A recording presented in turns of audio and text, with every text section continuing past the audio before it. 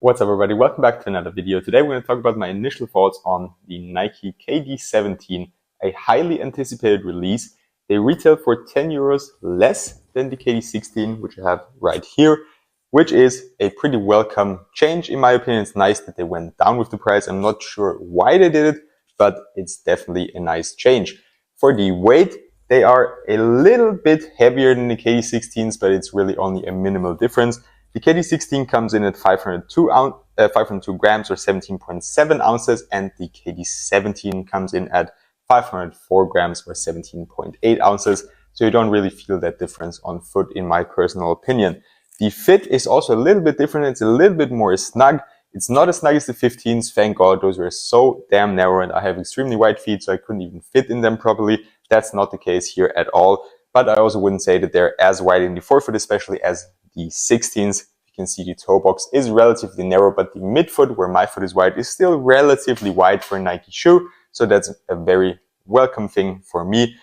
Let's get straight into performance and start with the traction performance. My initial thoughts are that they will pick up a lot of dust, but they will work very well. From just walking around my apartment, they did pick up some dust, but even with the dust stuck to the outsole, they were still sticking to the floor pretty damn well. And that's also what I've heard from other reviewers and from the reviews I've watched. They all came to the relatively similar conclusion that they pick up a lot of dust, but still perform well on clean and dusty courts. I'm not too sure about outer performance, as this is a translucent setup, which usually wears off relatively quick. The grooves are relatively thick and hard to move, so they should be durable for indoors 100%. I'm not entirely sure about outer use. We might need to wait for some more colorways with a solid rubber outsole. The cushioning setup is where it gets interesting. Essentially, it stayed exactly the same as on the KD16.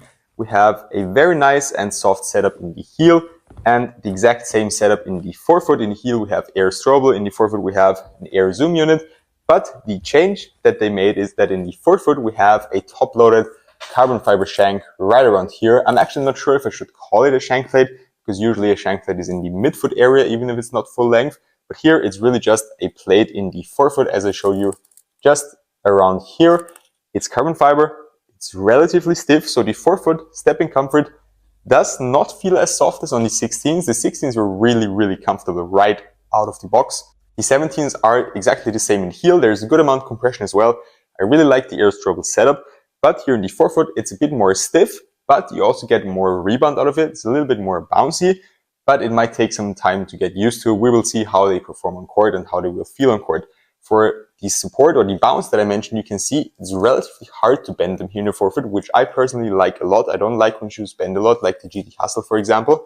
And also torsional support seems to be very nice. Overall, the support features on the KD17 are also very similar to the 16s, but they feel a little bit less supportive. And in my opinion, the main reason for that is because we don't have this plastic sidewall right here. The sidewall on the 16s, it really helped tie the laces down properly and wrapped around your foot nicely.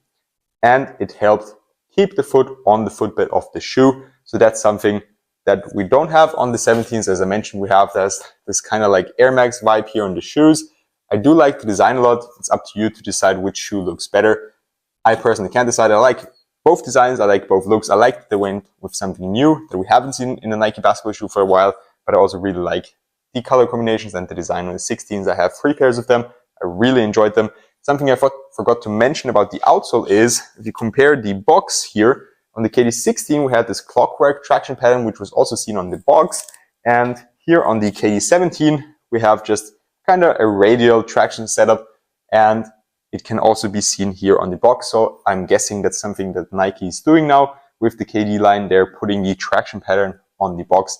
Apart from that, it's a very simple black box with this Nike swoosh here. And as I just mentioned, the traction pattern. Getting back to support, I already showed you, they are relatively hard to bend. You get a good rebound out of the shoe, which I like. Torsional support also seems to be good, so they should be supportive, but maybe a little bit less than the KD16s. The lacing system seems to be working well. It's very similar to what we saw on the KD16s. It's almost the same number of eyelets. Here we have 6, here we have 5, so that's maybe also going to be a little bit of a difference. And I already talked about the fit. We have a very snug fit, but nothing too crazy like the KD15s. So it's kind of a mix between the 15 and the 16 in my opinion. For the materials, the last part of this review, it's also very similar to the 16s. Here in the forefoot, very nice, very soft, easily broken in. Right off the box, they felt comfortable on my foot. I also like that here on the side you have those small paddings here on the kind of the Air Max or the TN shoes, True Vibes, and on the tongue is also heavily padded, which is very nice. I really like the KD logo here on the tongue. It looks really, really cool in my opinion, and it feels like there's like some fluid in there. I don't know, it's maybe a weird description, but if you press it down, it feels like it's moving out to one side, then back to the other side. So kind of as if there's some water in there or whatever. I don't think it is, but it's a cool design feature in my opinion. The materials in the heel are also soft. There's enough padding also in the heel area, and overall they are a very, very comfy feel on foot, just a bit more narrow than the KD16. Unfortunately, my feet are wide, but if you have narrow feet, this will be a perfect shoe for you.